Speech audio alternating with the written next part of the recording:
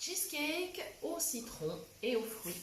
Bonjour les amis, comment allez-vous? Chez nous tout va bien et voici donc une recette de pâtisserie un petit peu élaborée en plusieurs étapes, mais vraiment réalisable par tous si vous suivez bien toutes les étapes. Donc je vous explique au fur et à mesure. J'ai pris de l'avance parce que comme ça prend du temps, eh bien je ne veux pas faire une vidéo trop longue. Et donc j'ai pris de l'avance, j'ai déjà évidemment réalisé certaines étapes. Voilà, on a un bel orage, hein, je pense que vous entendez. Voilà, après cette série de chaud, ça rafraîchit déjà l'atmosphère. Voilà, alors, première étape. J'ai mixé 170 grammes de biscuits. Vous pouvez choisir ou du petit beurre ou des sablés. C'est un petit peu indifférent. Prenez un biscuit qui soit quand même bien croustillant. Ne prenez pas des biscuits fourrés, hein, ça ne fonctionnerait pas du tout. Voilà, donc petit beurre ou sablé, je trouve que c'est bien. Évidemment, c'est réalisable avec des biscuits sans gluten, hein, bien évidemment. Donc, tout simplement, moi j'ai choisi des petits sablés au gingembre. Parce que je trouve que le gingembre donne un petit parfum supplémentaire. Et comme il y a du citron dans ma recette, ben c'est effectivement deux ingrédients franchement qui se mélangent extrêmement bien. Voilà, donc pour mesurer mes 170 grammes, 170 pour nos amis suisses et belges, pour mesurer mes 170 grammes de biscuits, j'ai demandé à mon mari quel était le poids du paquet total de biscuits. J'ai compté les biscuits. Il y en avait 30 pour un paquet de 300 grammes. Et donc là, c'est ultra simple. Ça veut dire que chaque biscuit fait 10 grammes, donc 17 biscuits dans le blender. C'est aussi simple que ça.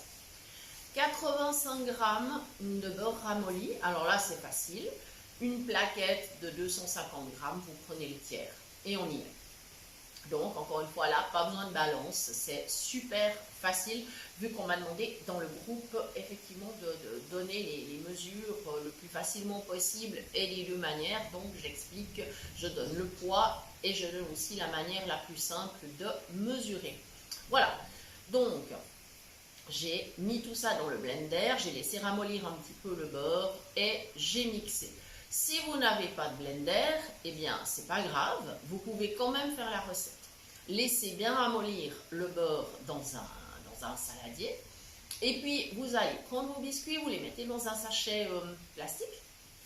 Et puis, vous allez les écraser avec un rouleau à pâte. Voilà, et ça ira très très bien. Vous aurez vos miettes de biscuits, donc ça se passera super. Pas besoin de blender, c'est pas indispensable. Ensuite, il vous suffira de les mélanger avec le beurre ramolli. Voilà, donc cette première masse, ce premier appareil, vous pouvez le répartir dans le fond d'un grand moule, enfin grand, on va dire un moule de taille normale, c'est-à-dire 24 cm, voilà, ça ira très bien. Vous pouvez prendre un moule à charnière, vous pouvez prendre en fait le moule que vous voulez. Vous pouvez aussi prendre des mini moules individuels, et ça, c'est pas un problème, hein. Vous faites exactement comme vous voulez. Moi, j'ai pris deux moules de taille plutôt moyenne, donc on doit être à 18 cm, je pense. Ouais, à peu près, je pense. Ils sont pas très hauts, donc comme ça, ça va pas déborder. Et donc, on a réparti la masse bien, dans le fond de ces deux moules. Voilà, donc il faut bien répartir avec la cuillère à soupe et il faut tasser un petit peu afin que ce fond, qui constitue vraiment le fond du cheesecake, reste quand même après ferme une fois qu'il sera retourné dans le frigo. Parce qu'évidemment, le cheesecake, il va prendre au frigo. C'est un gâteau qui se fait sans cuisson. Voilà. Deuxième étape, il s'agit de la crème. C'est un cheesecake, il y a une bonne crème dessus qui est absolument délicieuse et qui n'est pas trop calorique. Alors avis à ceux et celles qui doivent faire très attention, qui doivent faire attention à la glycémie, tout ça, la crème n'est pas très calorique, donc profitez-en. Alors, néanmoins, il nous faut 450 grammes de fromage frais, type Saint-Maurey. Moi, j'ai acheté la marque distributeur, hein, je ne me suis pas cassé la tête. Donc, vous avez des paquets de tailles différentes. Vous avez le grand qui fait 300 grammes. Et puis vous avez le petit qui fait 150 grammes. Alors moi j'ai pris un grand, un petit, voilà, comme ça j'ai mes 450 grammes. Sinon vous prenez 3 petits ou 2 grands et vous partagez un des deux par la moitié, voilà, tout simplement. On se complique encore une fois pas la vie. J'ai ajouté 60 grammes de sucre et donc ça correspond à 4 cuillères à soupe rases de sucre. Il n'y a pas besoin de mettre plus. C'est suffisamment sucré, on fait vraiment très attention. Si vous souhaitez un goût plus sucré, alors ajoutez des petits raisins secs, ça vous donnera ce petit supplément de sucre sans apporter du sucre raffiné supplémentaire. Voilà, on va essayer d'éviter ça. Ensuite, 250 ml de crème. Au choix, vous pouvez l'incorporer telle qu'elle ou la monter en chantilly. De ce résultat, en fait, dépendra finalement la texture finale de votre cheesecake. Mais vous pouvez choisir l'une ou l'autre des méthodes. Ça, c'est la deuxième partie, donc c'est la crème. On mélange bien évidemment tout ça, donc le fromage frais, on mélange le sucre, on mélange la crème. Ensuite, nous avons un jus de citron. Ce jus de citron, on va le chauffer et il va servir à dissoudre un peu d'agar-agar. Alors là aussi, ça dépend si vous voulez un cheesecake moelleux, très ferme, soit qui se sert avec une cuillère, soit qui se découpe avec un couteau en part. Ça dépendra. Donc vous pouvez mettre ou un demi-sachet ou un sachet entier. Vous pouvez aussi utiliser de la gélatine si vous souhaitez. Ça, c'est à vous de voir, d'accord? Encore une fois, c'est en fonction du résultat que vous souhaitez. Donc, vous voyez, il y a ces 3 étapes, donc, c'est-à-dire la masse pour le biscuit, qui sert donc de fond, le mélange pour faire la crème, le jus de citron avec l'agar-agar que l'on incorpore dans la crème. Voilà. Et maintenant, eh bien, tout simplement, ma crème est prête. Avec ma louche, je vais mettre une louche dans un des moules, une deuxième louche dans le deuxième, et je vais continuer ainsi jusqu'à ce que je n'ai plus de crème.